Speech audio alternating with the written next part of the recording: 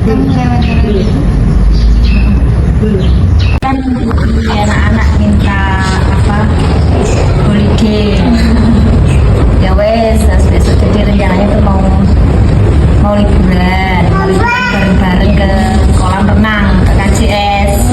Nah rencananya nanti di sana kita mau juga bikin flash mob. Tahu flash mob nggak? Nggak tahu. Masa nggak tahu flash mob? Nari bareng. Awalnya satu, nanti rame-rame. Iya betul. Awalnya kan satu orang, terus ada yang nyusul terus jadi rame. Banyak gitu. Kiranya gitu apa mau tekan kene iki jam 8. Ya, Assalamualaikum warahmatullahi wabarakatuh. Waalaikumsalam warahmatullahi wabarakatuh. Sebelumnya perkenalkan kami mahasiswa dari Universitas PGRI Ronggolaya Tuban izin meminta wawancara observasi sanggar tari sanggar budaya dengan Dedis. Ya, silakan. Yang pertama, saya perkenalkan dengan dulu. Ya, nama lengkapnya Dedis Septianingrum, biasa dipanggil Bunda Dedis. Nah, saya di sini yang ngampu untuk kelas tari. Sebenarnya sanggar ini nggak cuma sanggar tari aja, tapi kita lebih lengkapnya itu namanya sanggar seni candra. Di sini kami ada kelas tari, ada kelas dalang, ada kelas karawitan. Sejak kapan sanggar ini didirikan? Sejak saya belum lahir. Jadi mboten jenengan dia pendirinya? Tidak, tapi bapak saya.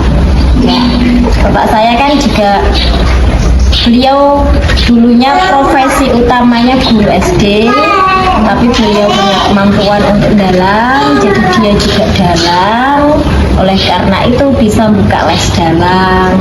Terus untuk gamelan juga dia bisa semuanya, karawitan, alat musik gamelan apa aja bisa semua, gending-gending apa aja bisa. Awalnya dulu malah beliau itu nggak tahu notasi. Beliau itu dari kecilnya itu sudah sudah kenal dengan yang namanya gamelan, karena dulu mbah saya, bapaknya bapak saya itu punya gamelan, bukan ngajar. Bapaknya bapak saya itu dulu lurah, petinggi zaman dulu sampai sekarang kan beda ya. Nah itu mbah itu punya gamelan. Lah kan di desa banget ya, anak-anaknya kan anaknya buahnya itu diajarin karawitan, diajarin semua gamelan. Jadi ada yang pinter ngendang, pinter ini itu udah ada semuanya. Dan hampir anaknya mbah itu bisa semua, tapi mereka nggak tahu notasi. Jadi yang dipakainya ini pakai perasaan, cuma dikira-kira, didengarkan seperti ini oke. Terus gitu, terus berkembangnya zaman, bapak saya kan sekolah, jadi dia akhirnya juga mendalami karawitan lagi karena dia pertama udah bisa dan dia juga suka hobi ya, didalami. Setelah mendalami karawitan, dia kan waktu itu pernah ngiringi tari ceritanya. Nah ngiringi tari kan beliaunya dulu nggak bisa nari ya, akhirnya jadi kepencet pengen bisa nari. Akhirnya beliau bisa nari juga. Setelah bisa nari, terus seiring berjalannya waktu, tiba-tiba dia kenal seorang dalang. Dia jadikan beliaunya itu untuk gurunya, guru dalang. Rumahnya di Jepara, namanya Pak Marto gitu. Nah, terus dari situ beliau mengolah sendiri, mengasah sendiri. Lama-lama kan semakin bisa dalangnya. Jadi akhirnya beliau menguasai 3 itu, yo karawitan, yo tari, yo dalang. Nah, berdirinya tahun 1982. Saya aja belum lahir gitu. Jenis tari apa Bu saat yang biasanya diajarkan? Yang saya ajarkan kebetulan kita itu kesenian Jawa Tengah. Karawitan kan Jawa Tengah, dalang Jawa Tengah, tarinya juga tari Jawa. Ya tari tradisional lah ya.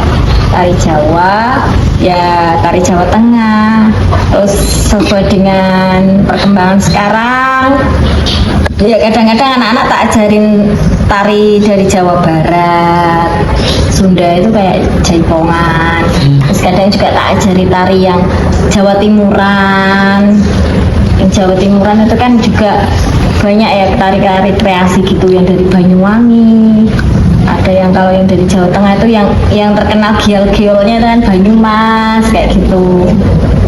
Nah, anak-anak ini yang murid saya yang sudah besar, yang kelas SMP-nan itu, ini baru tertarik tari yang dari Banyuwangi, gitu. Kalau untuk pesertanya biasanya umur Saya all umur, dari usia PAUD sampai nenek-nenek boleh, gitu. Pokoknya semuanya yang pengen belajar di sini saya terima, ayo sinau ya wes ayo sinau. Soalnya gini Mbak, kenapa saya bilang all umur? Saya penting iki siji, bocah iso ngadeg, iso mlaku dhewe. Ya, nek bocah saya gendong lebih aku ngajari kan gitu. Jadi kalau setiap kali saya ditanya ada syarat umur nggak ada syarat umur, asal dia sudah bisa jalan sendiri. Nah, di sini banyak anak-anak PAUD, TK. Kenapa saya bilang sampai nenek-nenek? Karena apa? Karena ada kadang-kadang ada yang kayak guru TK kesini minta diajarin. Mungkin buat bekal dia ngajarin murid-muridnya. Gitu. Makanya saya bilang all umur. Nenek-nenek. Kalau untuk jadwalnya gimana Bu? Kalau jadwal tari saya bagi kelas kecil sama kelas besar. Kelas kecil setiap hari Jumat jam 1, terus nanti sama hari Minggu jam 7 pagi sampai jam 9, biasanya seperti itu. Tapi kalau kelas besar itu biasanya tergantung mood anak-anak gitu. Iya, kalau gede toh Mbak, kadang janjian mbek pacare, ya toh. Kira kalau udah makin besar malah makin kerja. Harusnya kadang sampai tamu era profesional aku ngono. Saya bilang jam 9, kalau jam 10, jam 11 rap profesional nyancang aku kayak gitu. Kan ini bener toh? Lah kok memang udah tidak sida lah Mbak ngenteni ngono kuwi. Tak amo bocah-bocah. Kadang-kadang tak barno sinau dhewe aku pelunga wis jadwalku lunga jam 9. Waktu saya nggak cuma buat kalian, saya gitu kan. Kalau yang besar tuh susahnya itu ngatur waktunya. Jam sama tenan loh, nggih Bun, kayak gitu. Sering terus cepet-cepet izin ya udah pacaran dhewe lah gitu kan.